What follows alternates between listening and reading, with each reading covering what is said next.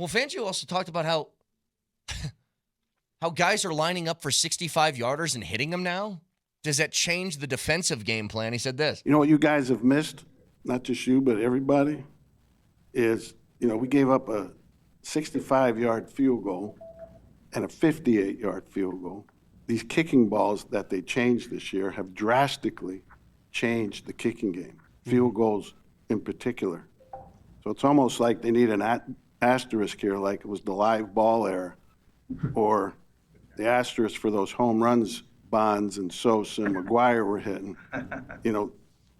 The way they've changed the ball, the NFL, the kicking ball, has drastically changed the field goals. Wow.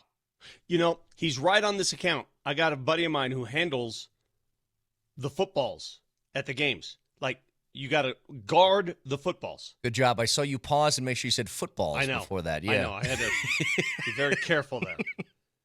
But you have an assortment of footballs.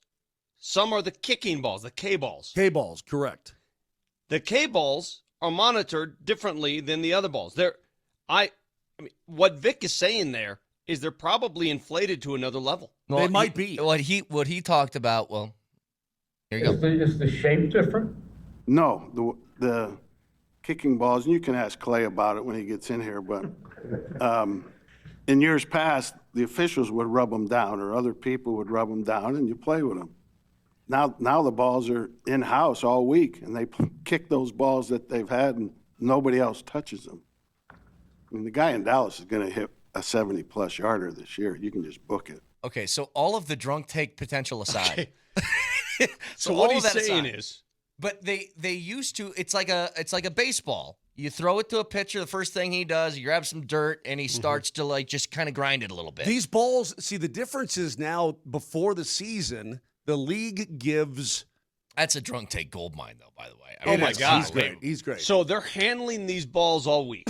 They're handling, they're rubbing them, they're treating them. Yes, they get. Here's the thing: before the season, now each team gets 60 kicking balls, K-balls, and they're numbered 1 through 60, and they have a K on the ball. Like, this is a kicking ball, and now they're yours for this season. You get them for the entire year.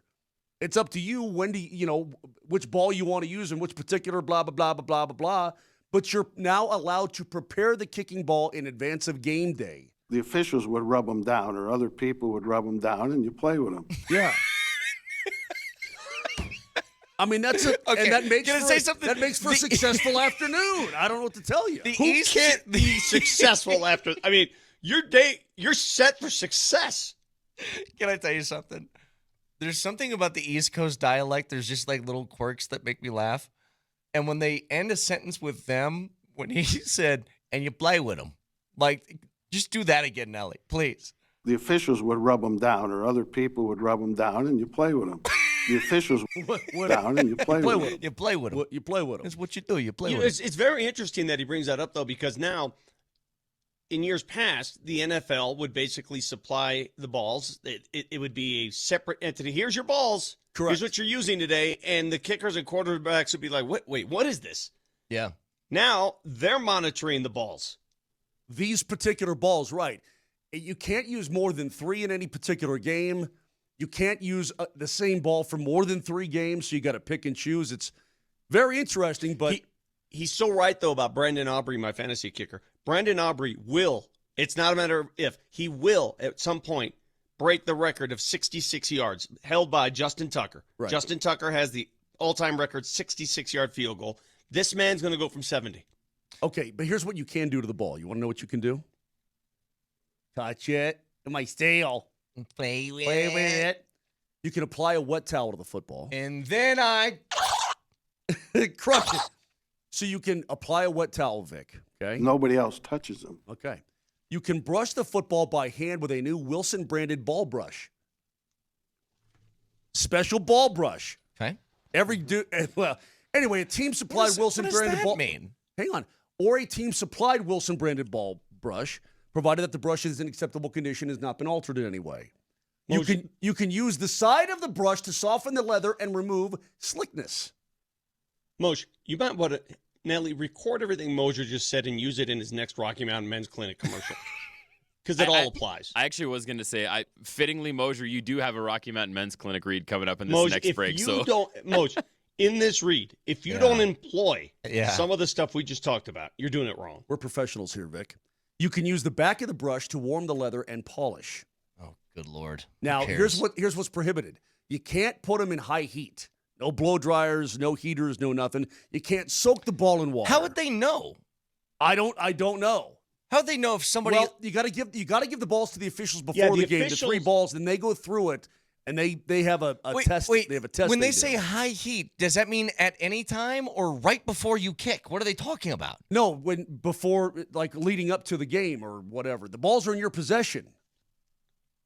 So I just lay the balls outside. It's a 95-degree day. I just lay them outside in the sun. With modern I feel like they're going to technology, get pretty hot. Maybe. I don't know. The balls are in-house all week. By the way, this is what he was talking about with the strategy defensively surrounding this. Does it change the way you call? Yeah, I mean, who thought they would hit a 65-yarder the other day? It's drastically changed the game, the kicking game, and the field goal. Guys have longer range than they used to. Kind of like Brady Anderson with the Orioles. And we went from 15 homers to 50 in 1 year. He used performance-enhancing drugs. I am insinuating that. I love this. I love Vic. He don't give He's a two seam head blanks. too, isn't he? He don't care what anybody thinks. He's ripping Brady Anderson. He's ripping baseball. He doesn't care. He's at that point in his life where, what are you going to do? Fire me? What are you going to do? Do you think Brady Anderson gets upset when people talk about him in that context? Because he's always the guy that people point to. Always. Well, because it was just look at this nothing baseball player just dropped 50. Brett, I was not. I had no issue with the steroid era. It actually helped the game, right? But at the same time, Brady Anderson was more wiry than you, and then all of a sudden he turned into a Hulk overnight. Dude, Ryan Braun tried to blame it on the poor. The P-test guy. Yeah, he took prisoners when he did it. I mean, come on, man. Come on. Just keep denying it. Ralphie Palmeiro. Remember how many times Ralphie Palmeiro kept denying it? What? And his finger? Remember? The finger Remember lag? that? Yeah. Have you heard from Ralphie Palmeiro? Nope. He's invisible. Whatever happened to him? Probably coaching at Mississippi State. I have no idea. Can I tell you something? I just Googled Brady Anderson. I'm going to tell you something right now. He looks like the kind of guy that you cover your drink at a bar when he walks by. Like, I don't know how else to put this. It is the most frat bro. Look at Nelly. Pull up a picture of Brady Anderson and put it behind us. Like, I don't know if he's painting his hair that color, but giant sideburns. I don't know what's He's going on always with this had guy. the mutton chops, dude. If you're at that level, I mean, look at it. And you wanted to get big, you can get big. What is up with that? Yeah. But that's back in his playing days. Well, that's what I'm saying. Yeah. Go back to the playing days. But what's the? No. I need his hair. His hair, Nelly. His hair.